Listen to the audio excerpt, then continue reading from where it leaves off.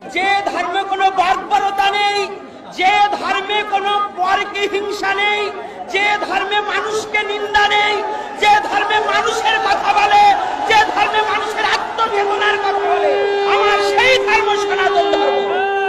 আর আমার সেই সনাতন ধর্মকে নিঃস্ব করার জন্য যে কুচক্রমহল আসুক না কেন, তাদের হাত ভেঙে গুড়িয়ে দিতে হবে।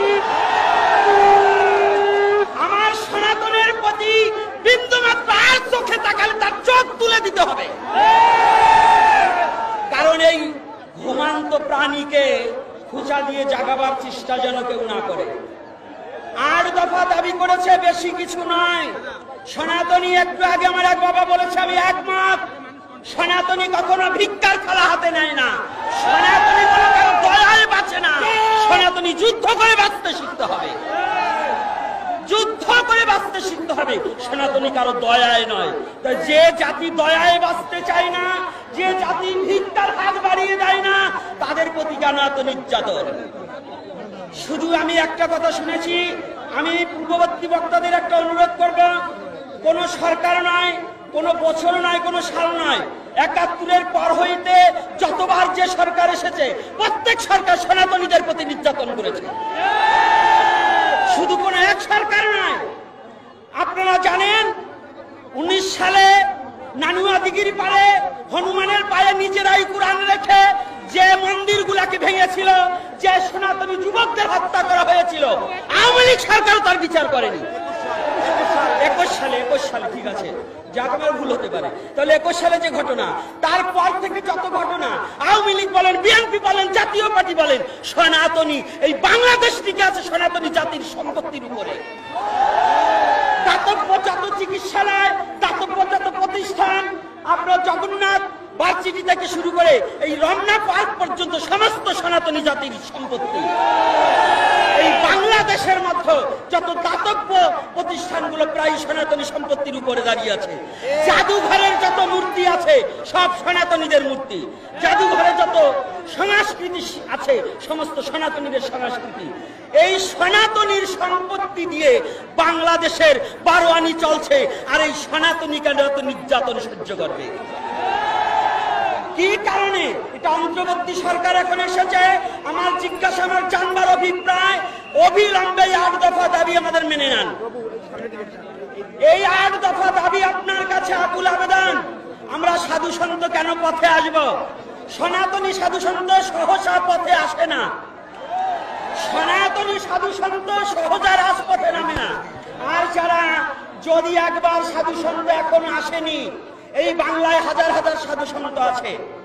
আপনারা এখনো, আমি অন্তর্বর্তী সরকারের কাছে বলি, সাধু সমাজ যদি একবার পথে নেমে পড়ে, এই 8 দফা দাবি যদি না মেনে নেন, যদি নেমে পড়ে, জানবেন পুরো শহর অচল হয়ে যাবে, পুরো শহর অচল হয়ে যাবে। আর হে সনাতনী যুবকবৃন্দ, তোমরা এমন ধর্মে জন্মগ্রহণ করেছো যে ধর্মে মরে না, বাঁচতে শিখায়। সনাতন ধর্মে বাঁচতে শিখায়। সনাতন ধর্মে জন্মান্তরবাদ আছে, তুমি মরবে না, ভয় নেই। জাতির জন্য প্রাণ দান করবো, তথাপিও জাতিকে জাতির জন্য জীবনকে শেষ করে দেব। এই যতগুলো সাধু সন্ত এসেছে, প্রত্যেকটা সনাতনী একমাত্র জীবনটাকে বলিদান করেছে তার ধর্মের জন্য। এই সাধু সন্ত মরতেও শিখেছে। জানবেন সাধু সন্ত আর ঘরে বসে থাকবে না। আর যদিও কোন সাধু সন্ত ঘরে ঘুমিয়ে থাকে, জানবে ওরা সনাতন ধর্মের সাধু নয়, ওরা পাঁচাটা কুকুর।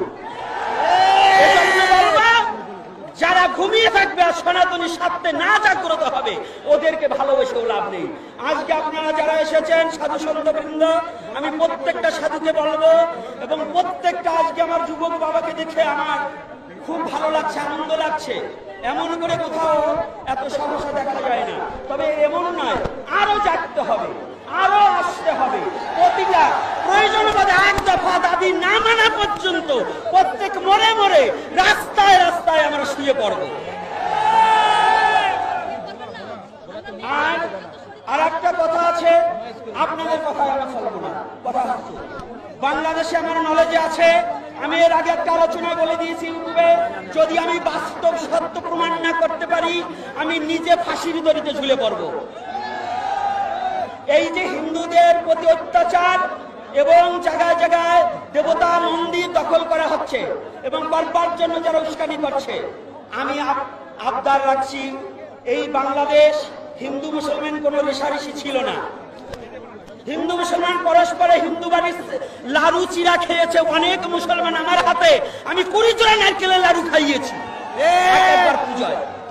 তাহলে আজকে কারা এই বাংলার বুকে কারা এই মূর্তি ভাঙছে, এটাকে তদন্ত করে আইনি নোটিশ দিয়ে এবং এটা তদন্ত করে আইন পর্যবেক্ষণ করে যেন এদেরকে চিহ্নিত করা হোক, এদেরকে চিহ্নিত করা হোক। আর সনাতনী যদি দুবার স্বাধীন হয়, শুধু বারে বারে শুনছি স্বাধীন, একবার 71-এ স্বাধীন হয়েছে, আবার এখন নাকি স্বাধীনের কথা শুনছি। কিন্তু যদি স্বাধীন হয়ে থাকে, হিন্দু কেন পরাধীন, সনাতনী কেন পরাধীন? যদি স্বাধীন হয় তাহলে কি এই দেশের মুসলমানরাই স্বাধীন হয়েছে? হিন্দু কি স্বাধীন হয়নি? সনাতনী কি স্বাধীন হয়নি? তাহলে আমাদের প্রতি নির্যাতন কেন? আর বরিশাল ভোলাতে পূজা করতে দেওয়া হচ্ছে না, কারা কাদের নির্দেশে পূজা করা দিচ্ছে না, এই নোটিশটা আমাদের কাছে পৌঁছিয়ে দিন। কারা এত বড় হিম্মত আছে বাংলার বুকে আমাদের পূজা বন্ধ করার মতো? খাচ্ছ আমাদের, পড়ছ আমাদের সম্পত্তি, এখন আর চেয়েছে আতাতে গেলে তোমার বাপদাদার নামই নেই, আর সেই সম্পত্তি ভোগ করে তুমি আমাদের হিন্দুদের প্রতি নির্যাতন করবে, এটা চলতে দেওয়া যাবে না। এটা অন্তর্বর্তী সরকারের কাছে আমার নিবেদন। আর দীর্ঘায়ু করবো না, আমার বাবারা আছেন, সাধু সন্ত আছেন, আর আমি সনাতনী মা ও বাবাদের কাছে, ছাত্র সমাজ নয়, আজকে ছাত্ররা আসেনি, আমার মায়েরাও এসেছে, আমার বাবারা এসেছে, সাধু সন্ত এসেছে, আমি সবার কাছে প্রার্থনা, সনাতনী রক্ষা করতে নামতে হয়, নামবো মাঠে, এই স্লোগান হবে। জয় নিতাই, জয় গৌর হরি বল। আমার সমস্ত অপরাধ ক্ষমা সুন্দর দৃষ্টি দেখবেন। জয় নিতাই।